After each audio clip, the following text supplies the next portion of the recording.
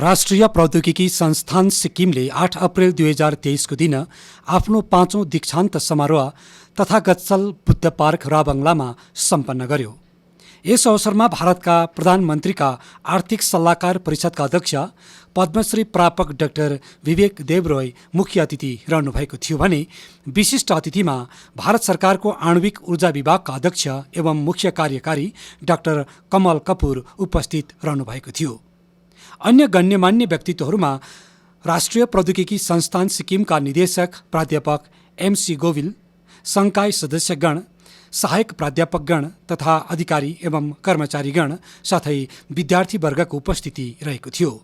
समारोहमा स्वागत सम्बोधन राख्नुहुँदै राष्ट्रिय प्रौद्योगिकी संस्थान सिक्किमका निदेशक प्राध्यापक डाक्टर एमसी गोविलले यस दीक्षान्त समारोहको औचित्यमाथि प्रकाश पार्नुभयो। May you be a perpetual seeker of truth with all your vigor. May there be total denial of deceit in your heart. Tamso ma jyotirgamaya. Let your enlightenment keep darkness at bay. Mrityorma amritam gamaya. May you surpass demise and attain elixir. Where the bondage is one of the love and affection, bow down in sacrifice. Do not submit before hatred. Be a victor through love. Have complete trust in yourself, venture in the untraveled path and dream with your open eyes. Weight your imaginations against the backdrop of reason and reality. The world has enough for everyone's need, but not enough for anyone's greed. Always remember what is inscribed in the crest of your institute. Uchistat Jagrat Prapya Varani Bodat. Arise, awake, and strive for the best. That's the injection of your teachers. Yes पश्चात प्रारम्भ भयो दीक्षान्त समारोह, जस अन्तर्गत yes संस्थानबाट विभिन्न विषयमा degree हासिल गरी उत्तीर्ण बन्ने विद्यार्थीलाई डिग्री अवार्ड वितरण गरियो। यस वर्ष राष्ट्रिय प्रौद्योगिकी संस्थान सिक्किमबाट कुल 252 विद्यार्थीहरूले विभिन्न विषयमा डिग्री अवार्ड मुख्य अतिथि तथा विशिष्ट अतिथिको बाहुलीबाट प्राप्त गरे।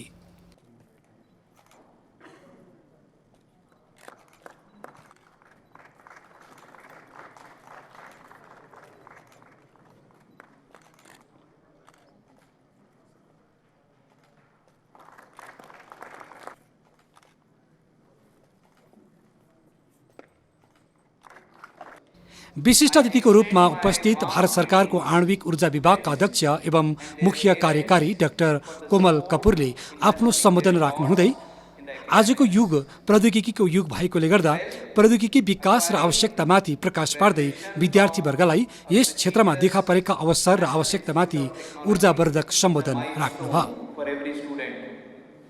At this point in the phase, realistic challenges will be faced by you young engineers. One of the biggest challenge is to establish yourself in the relevant field of specialization. In order to combat such challenges, it is important one must carry the confidence with great application and positive attitude. In the personality development, the application, the hard work and intelligence are important aspects. But above all, the most important quality is positive attitude. I am sure that all of you will withstand such challenges and accomplish your goals and objectives to mark your presence in this competitive and dynamic environment.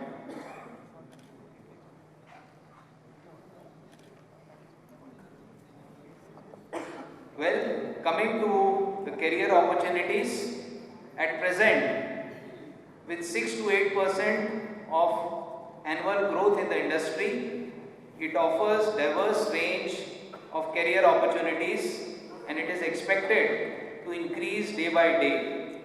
Depending upon the specialization and the areas of interest, a young engineer can pursue different careers in the development, design, production, maintenance, quality, safety or planning. There is also a very good scope of working in the projects as we are expanding, but here the environment is more demanding and challenging. The research and development involves nurturing of new ideas for improving the present state of knowledge, as there exists a huge demand of requirement of R&D professionals. A career in R&D personnel requires researching, planning, implementing new programs and protocols. मुख्य अतिथिको आसनबाट बोल्नुहुँदै भारतका प्रधानमन्त्रीका आर्थिक सल्लाहकार परिषदका अध्यक्ष पद्मश्री प्रापक doctor विवेक देब्रोयले सबै विद्यार्थीलाई बधाई र शुभकामना दिनुभयो, जसले यस दीक्षान्त समारोहमा डिग्री अवार्ड प्राप्त गरेका थिए। आफ्नो सम्बोधनमा उहाँले देशले प्रौद्योगिकीको क्षेत्रमा फड्को कुन कुन प्रकारले मार्दैछ तथा सरकारको देन र योगदान के कस्तो रहेको छ यसबारे प्रकाश पार्नुभयो तथा विद्यार्थीवर्गलाई दत्तचित्त भएर अघि बढ्ने आग्रह गर्नुभयो। Let me thank everyone, particularly NIT Sikkim, for having invited me here to this 5th convocation as the chief guest. What is the word for guest in most Indian languages? In most Indian languages, the word for guest is atithi. And of course, you will have heard of the expression which has become a tagline to attract tourists in particular, Atithi Deva Bhava. Everyone has heard it. What many people may not realize, and I'm certain the graduating students do not know this, is that this actually comes from a convocation address. It is the earliest convocation address that I know of in any country in the world. It is a convocation address that you will find in the Taittiriya Samhita, in a section called Shiksha Valli, where it is the counterpart of Dr. Govil who is exhorting the students. Acharya Deva Bhava, Pitri Deva Bhava, Matri Deva Bhava, Atithi Deva Bhava, Esha Dharma Sanatana. And in response, the student of that day takes a pledge that is very similar to the pledge that you have taken today. Unfortunately, we have forgotten much of this. So we think of a convocation. We think of a convocation in the Western sense, not realizing that we've had a healthy tradition of education, including higher education in India. In many of our traditional houses, you will see a courtyard in the center. That's the structure in most of our traditional houses. If you go to any of the universities and colleges in the West, particularly the older ones, whether it is Oxford or Cambridge or whether it is on the other side of the Atlantic, you will see a quadrangle in the center. Our courtyards passing through Arab influenced those universities, the modern universities in the West, date to what? Earliest would be 11th century, 12th century.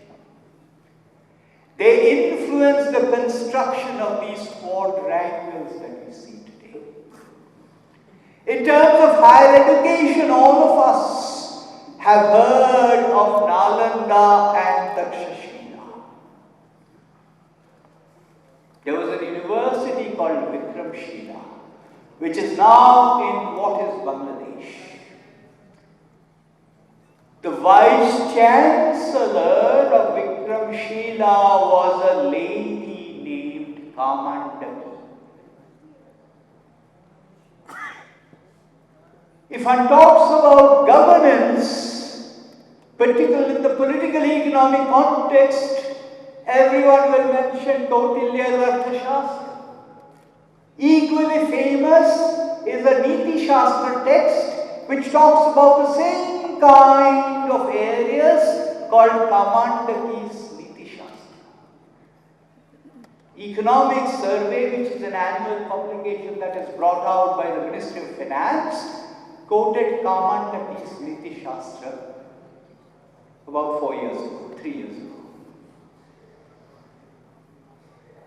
The first two female graduates in the entire British Empire, much before Oxford and Cambridge, were from the University of Calcutta in the year 1883. Kadambini Ganguly and Chandralekha Basu. But my purpose here is not only to harp on past glory. That's not my intention. Convocation. What is the word for convocation in any of our Indian languages? Yes अवसरमा मुख्य अतिथि तथा विशिष्ट अतिथिलाई yes संस्थानको तर्फबाट स्मृति चिह्न प्रदान गरी सम्मान पनि गरिएको थियो।